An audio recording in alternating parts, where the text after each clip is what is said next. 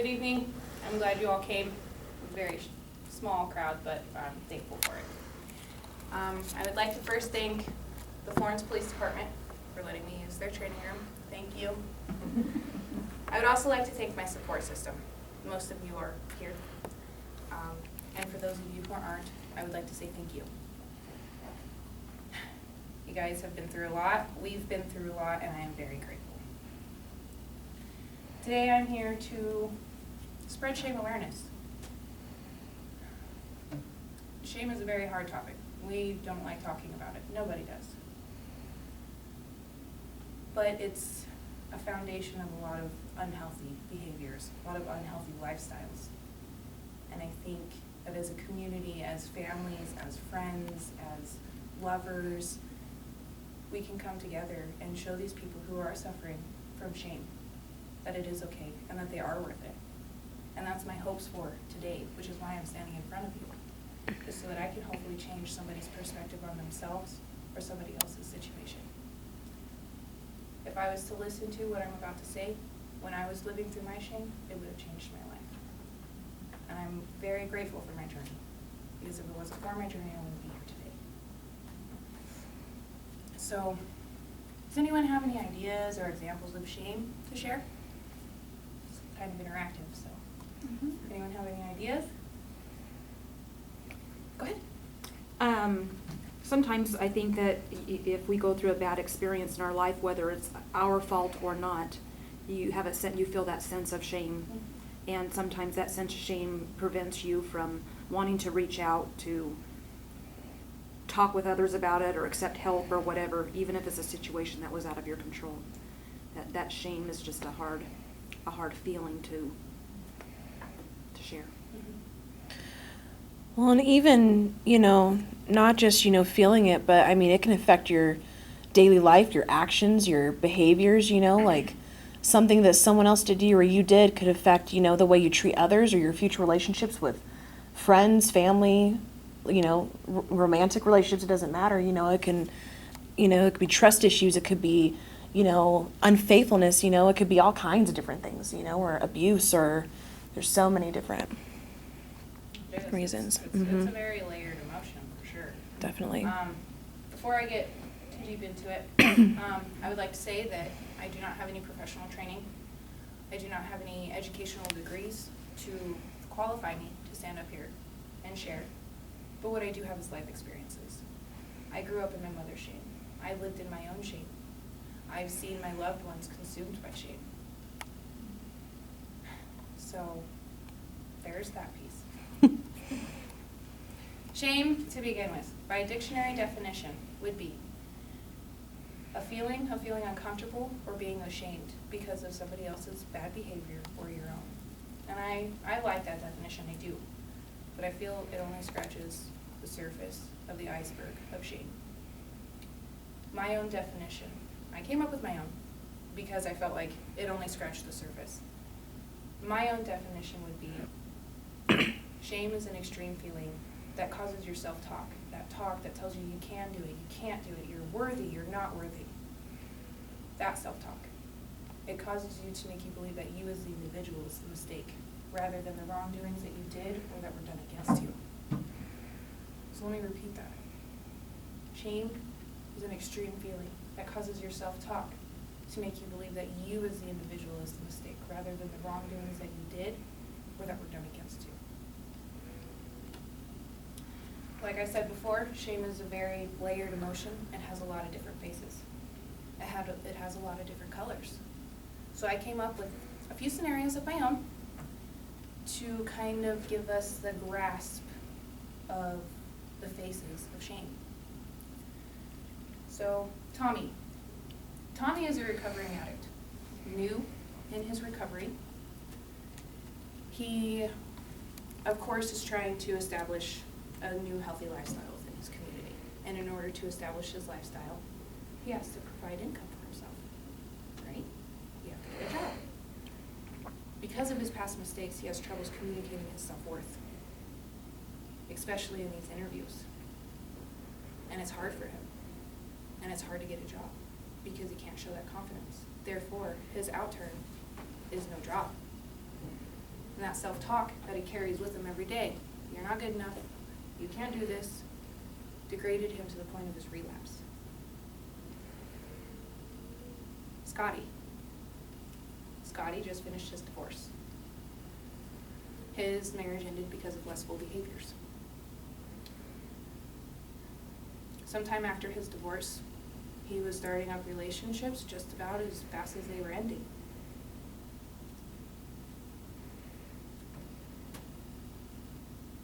He continued his behaviors. He wasn't allowed to forgive himself. He didn't allow himself to forgive himself. So he continued in these lustful behaviors in previous new relationships. And his sense of unworthiness, I believe, in this situation stems from not being able to forgive himself for those lustful behaviors. So he keeps going back to them. It's familiar. Sally's parents divorced in her teenage years. She was told that the only reason why her parents stayed together was because of her. And in that reasoning alone, it formed a resentment inside of Sally towards herself. She started to think that maybe if I wasn't born, my parents didn't have to endure a marriage that they didn't want. That shame was carried down to her with that reason very easily. And she did not trust relationships. She did not trust the idea of family. She did not trust the idea of marriage. And it was because she believed that her marriage that she looked up to, of her parents, was a lie, that it was fake. And that core foundation of her childhood crumbled. She crumbled. Now Betty. I was going to use Betty, but Betty is me. I was sexually abused as a child, numerous times, in a home where the foundation was methamphetamines. I adopted shame as part of my identity because no one I trusted listened to me. No one listened to my story as a child. So I grew up believing that my voice didn't matter, that my feelings didn't matter, that I just did not matter. I missed so many opportunities in my short life so far because I didn't believe in my voice. So now I kind of have an understanding, definition of what shame is, of what it looks like. Let's go into what living in shame looks like, what it feels like. Anyone have any ideas? What it might look like or what it might feel like? Dark. Scary. Lonely. Afraid. Unhealthy relationships. Mhm. Anyone else? Sadness. Absolutely. I believe living, isolating yourself with shame. When you take yourself in the bathroom and you cry your hardest because of what's happened, and you isolate yourself with that shame, that is probably the worst thing you could ever do. Probably worse than the drugs you could pick up, the gambling habits you could pick up, the sexual habits you can pick up, because the shame will twist everything into making you believe that you can't. That you just can't do anything. And it'll paralyze you in time. That's what I believe shame does. It paralyzes you. Like Han Solo, it freezes you in time. Living in shame is like living with a negative magnifying glass. Everything is blown up. Everything is negative. It's just not okay. Not right now is perceived as not ever again. I made a mistake means, or turns out to be, you are the mistake. I also believe that shame can stunt our growth. Emotionally, physically, spiritually, personally. It affects our relationships. When you walk into a relationship with shame, You're not honest. You have a fake face on. And that person who loves you doesn't truly honestly love who you are. They love the mask of shame.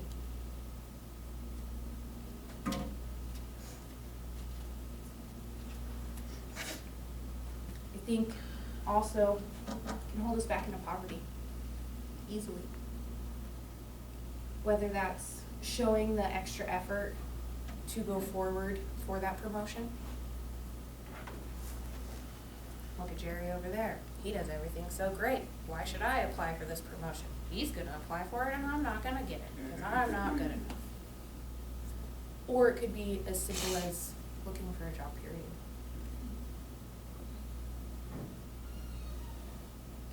From my personal experience, I had troubles looking for a job because of my shame. When I lived in St. Louis, I got fired for being pregnant in a big corporation company. It's an insurance liability. So when I came back to Colorado to my family, I didn't look for a job. Honestly, I didn't even try because I believed that I wasn't good enough because of the fact that I was pregnant. If I couldn't get a job in stinking St. Louis, why couldn't I get a job in Little Canyon City?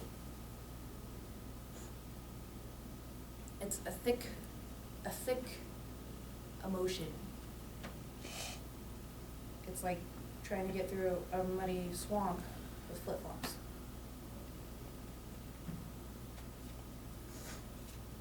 It can stunt any possibility of connection, new connections. It can prevent us from following through with old connections, whether that's business connections, friends, family, connections, period. I have learned and I have experienced and I have seen that connections are scary with shame. That kind of vulnerability is very scary. And, well, I'll save that for you. It doesn't have to be. Let's just say that. Adopting shame as part of your identity. Let's talk about that. It causes a shame filter, more or less, is what it does. And this shame filter will govern every response to any life circumstance that comes up in your life. When a problem arises, you'll automatically think you're the problem, and you'll look for the reason why you are the problem. You will hear shame innuendos when they weren't really intended. You will always, with the shame filter, I always felt like something was wrong. Even though this was going good, it's gonna go wrong. I know it is. Because look at what's happened before.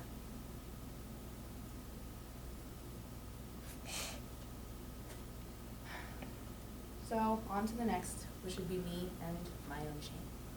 And this is the emotional part. Like I said before, I grew up in my mother's shame. And it was very hard. Very hard. I didn't understand in the moments of being a young, growing child, this is what was happening. But as I got older, into my teenage years, I was granted that freedom to do whatever you want. And I had a reality that was fueled by sex and drugs. The two things that fueled my shame, that allowed me to adopt shame as my identity.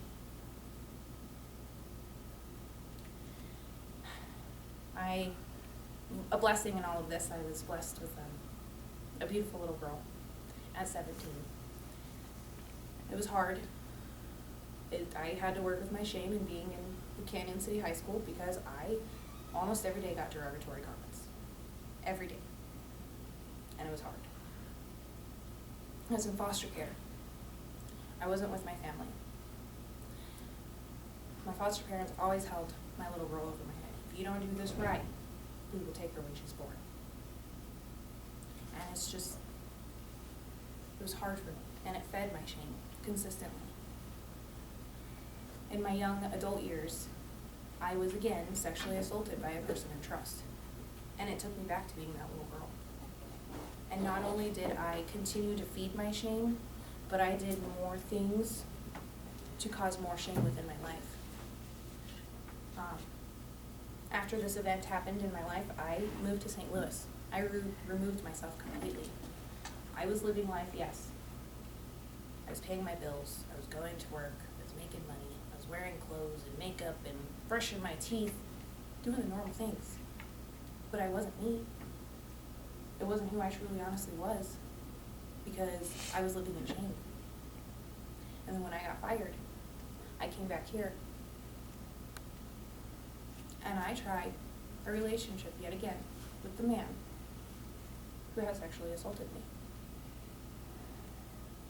And it caused more darkness in my life, more shame. It just fed it. It was a vicious circle.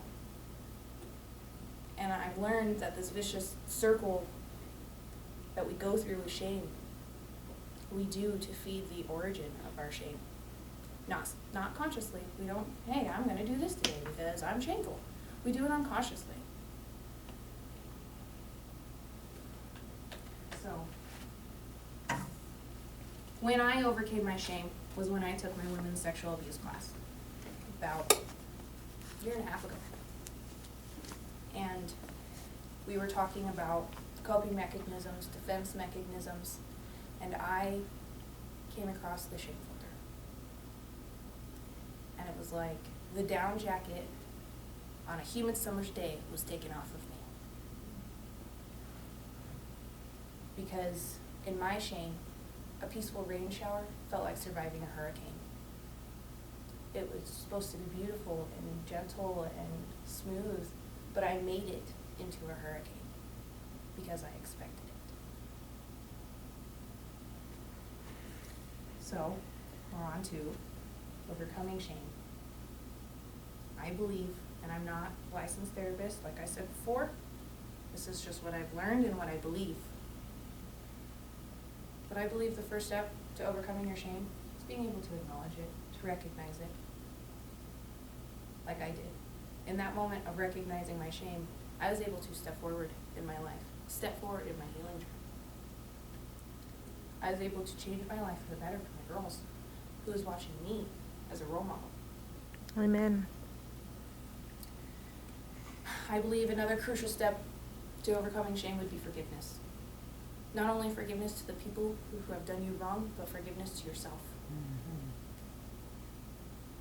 I believe forgiveness to yourself would probably mark higher on the list than forgiving other people.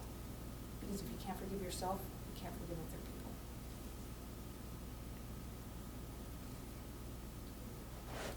Another thing I believe would be empathy.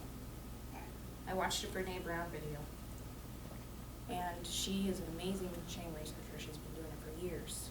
She knows what she's talking about. And she said that empathy is the greatest antidote to shame. And I also believe that, because my therapist met my shame with empathy, and it melted off of me. I also think vulnerability is a major part of overcoming your shame. And I'm not talking, walking down the street yelling gospel songs on the top of your voice. Talking about making yourself vulnerable in those jobs, in those relationships. Yeah, you're not, it probably might not work, but you don't know for sure.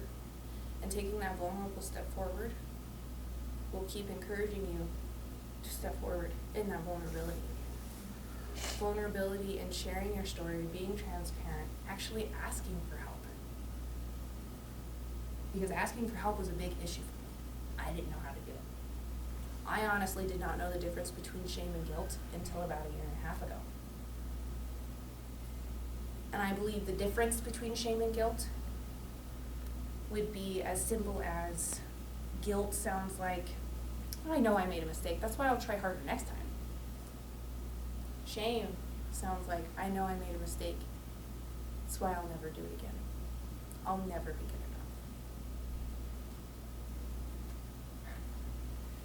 enough. As friends, as family, as coworkers, as just someone walking past somebody on the street, I think we can come together and help other people. help other people recognize it. I'm not saying be their therapist. Help them get to a therapist. Encourage them. When someone comes to you, I suck, my life sucks, I hate it, I'm no good, validate their feelings. But let them know that they are worthy, that they deserve it, that they deserve better.